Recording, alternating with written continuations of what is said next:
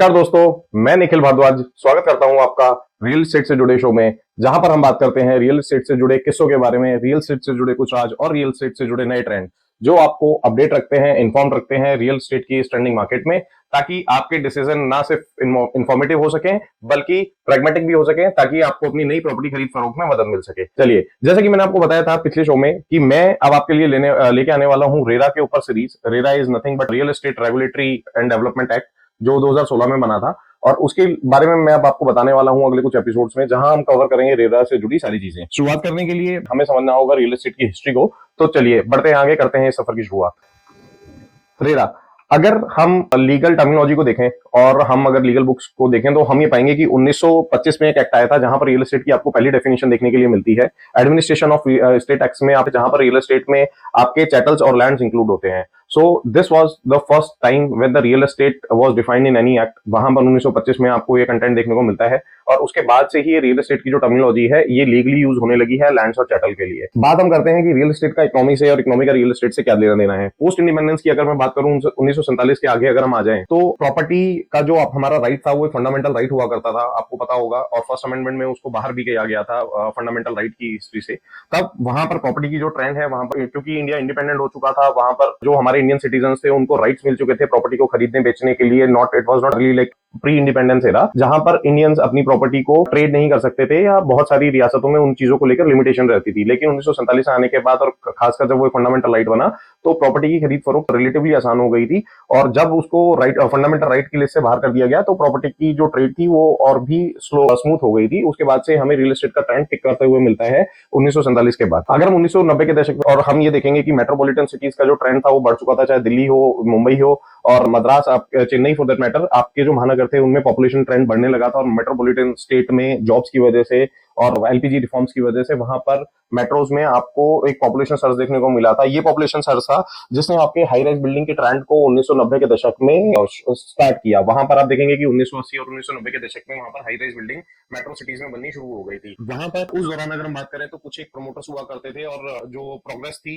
जो ग्रोथ था with respect to high rise building उतना ज्यादा नहीं था, लेकिन हाँ ट्रेंड ने आपका पिक करना शुरू कर दिया था। अर्ली 2000 ईयर में आते आते 2000 के दशक में आते आते रियल एस्टेट के इस ट्रेंड ने काफी फेस पकड़ लिया, और बहुत सारी चीजों में, बहुत सारे महानगरों में और इवन की टायर 2 सिटीज में भी आपको हाई राइज सिटी का जो ट्रेंड था वो बनना शुरू हो गया था। 2000 के दशक के बाद रियल एस्टेट में एक काफी सर्ज देखने को मिला। बहुत सारे जो प्रमोटर्स थे वो उन्होंने रियल एस्टेट को अपना प्रोफेशनली उन्होंने अडॉप्ट कर लिया, और वो purely they landed into the business of real estate. Delhi NCR की हम बात करें, मुंबई की बात करें, बेंगलोर की बात करें, चेन्नई की बात करें, जितने भी हमारे महानगर थे, यहाँ पर हाई राइज का ट्रेंड शुरू हो चुका था आसपास के एरिया में। जैसा कि 90 के दशक से 2000 के दशक तक आते आते 2010 तक आते आते पॉपुलेशन सर्ज जो मेट्रोस का था वो काफी हो चुका था इन सिटीज के ऊपर। पर्टिकुलरली जो एक बर्डन था, जो डेंसिटी थी, वो हाई हो चुकी थी। तो अब क्योंकि लैंड लिमिटेड थी, तो there was no other way than to vertically expand the city itself. So इस अपॉर्चुनिटी को लुभाते हुए प्रमोटर्स जो थे अर्ली स्टेजेस में 2000, उन लोगों ने वहां पर इन्वेस्ट करना शुरू कर, और वहां से एक हाई राइज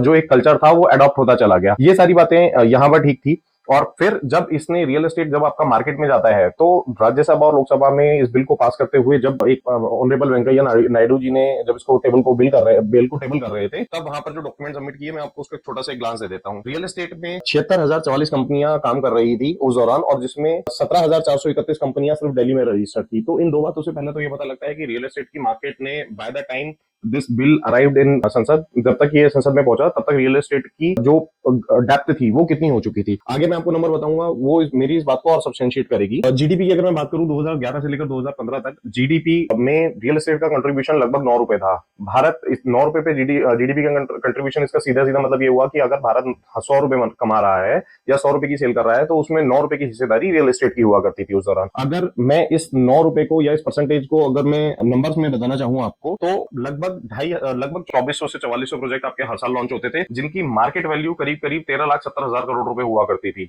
हाँ जी, 13,70,000 करोड़ रुपए मार्केट वैल्यू हुआ करती थी।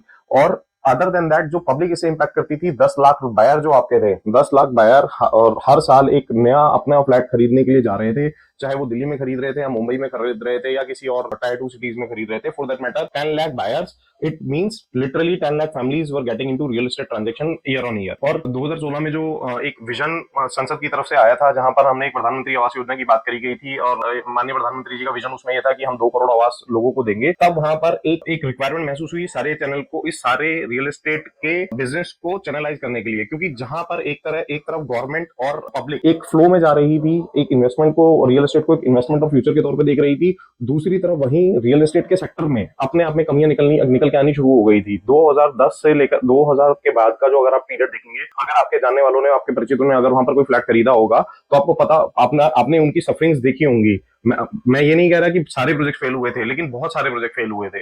8-8 साल, 10-10 साल, 12-12 साल लोगों को प्रोजेक्ट की डिलीवरी नहीं मिली। At one end they were paying the EMIs, on the other hand they were paying the rentals, और घर तो मिला ही नहीं। तो इन सारी चीजों को देखते हुए वहां पर जो प्रॉब्लम्स को कंसोलिडेट किया गया, तो पाया गया कि वहां पर लैक ऑफ ट्रांसपेरेंसी थी, आपकी जो ट्रांजैक्शंस हुई उसमें ट्रांसपेरेंसी थी ही नहीं, और जो आपके डिफॉल्ट थे वो डे बाय डे बढ़ते ही जा रहे थे।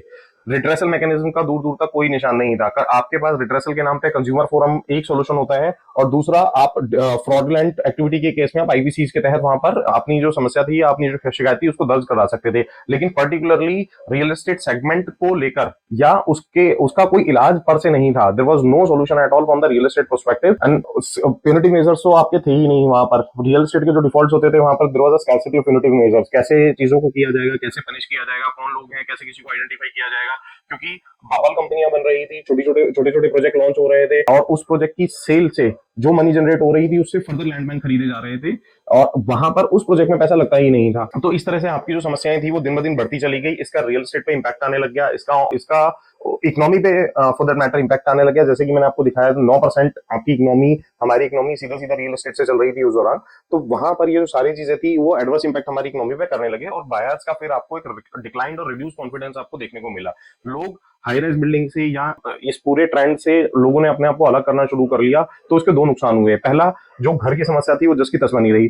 दूसरा, इकोनॉमी डिक्लाइन करने लग गई, क्योंकि जो अच्छे प्रमोटर्स थे, जो अच्छे प्रोजेक्ट्स लॉन्च कर रहे थे, वहां पर उन लोगों के लिए भी बायर्स कम होने लग गए, और जो बैंक उन प्रोजेक्ट्स को फंड किया करते थे उनकी कैपिटल भी वहां पर फंसी चली गई। तो ये एक विशेष साइकिल बन गया, जहां पर बायर आ नहीं रहा, आ रहा है तो प्रोजेक्ट डिलीवर नहीं हो रहा, प्रोजेक्ट बन रहे हैं तो बिक नहीं रहे।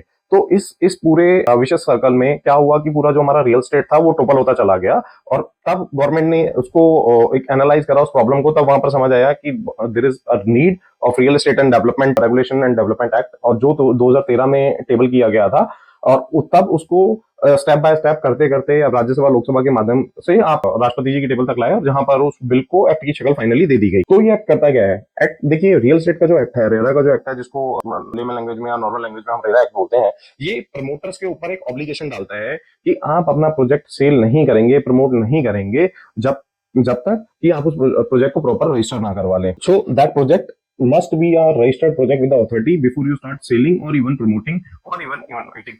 तो आप प्रमोटर्स को ऑब्लिगेशन ये बनाया गया कि आप उस प्रोजेक्ट को सेल नहीं करेंगे, प्रमोट नहीं करेंगे ऑन, और आप किसी को इनवाइट भी नहीं करेंगे उस प्रोजेक्ट की सेल के लिए, परचेज के लिए, जब तक कि आप अपने उस प्रोजेक्ट को रेरा में रजिस्टर्ड ना करवाते हैं। Project registration becomes compulsory. Project का साइज डिफाइन कर दिया गया। 1000 स्क्वायर मीटर से ऊपर जो प्रोजेक्ट बन रहा है, या एक ऐसी हाई राइज बिल्डिंग जिसमें 12 अपार्टमेंट या उससे ज्यादा है, that project comes into mandatory list of the RERA as per compliances। RERA act के हिसाब से 1000 स्क्वायर मीटर के ऊपर से जो प्रोजेक्ट बन रहे हैं, या एक ऐसा अपार्टमेंट जिसमें 12 फ्लैट बन रहे हैं, that is a must project to get registered with the authority for that matter.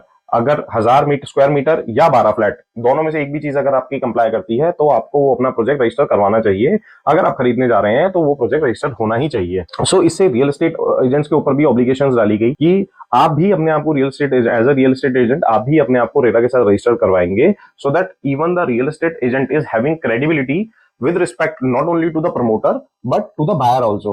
क्योंकि आप एक प्रोजेक्ट को अगर आप एक बाय करने निकलते हैं, तो वहां पर आपके रियल एस्टेट एजेंट बहुत बड़ा रोल प्ले करते हैं। Probably whatever location you are looking at, उसमें ज्यादातर संभावना ये होती है कि आप एक नए एरिया में, एक नई लोकेलिटी में आप लोग एक अपना ड्वेलिंग यूनिट ढूंढ रहे होते हैं, आप एक मकान ढूंढ रहे होते हैं रहने के लिए। तो वहां पर क्योंकि आपके पास एक लिमिटेड इन्फॉर्मेशन होती है, तो रियल एस्टेट जो एजेंट होते हैं वो आपका क्रूशियल रोल प्ले करते हैं। For that matter, that agent is required to be an essentially registered RERA authorised dealer और एजेंट। और अगर ये सारी चीजें नहीं होती हैं, आपके जो प्रमोटर्स हैं वो सारी इन चीजों को फॉलो नहीं करते हैं, then there is a obligation on the promoter to pay compensation to the buyers.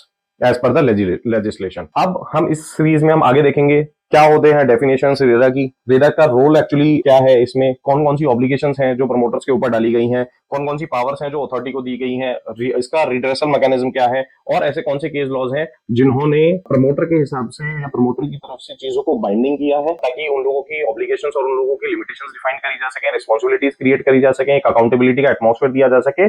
On the other hand it gives a freedom and confidence to the buyer that yes government is continuously monitoring those project, different reporting mechanism, अब चाहे वो उनकी quarterly reports आती हों या उनके funding आते हों या उनकी बैंक स्टेटमेंट आती हों, so one government is continuously monitoring the promoters, on the other hand government and the judicial system is supporting the buyers or the innocent buyer with their hard earned money so that their money actually goes into the real investment, not into any money trap for that matter।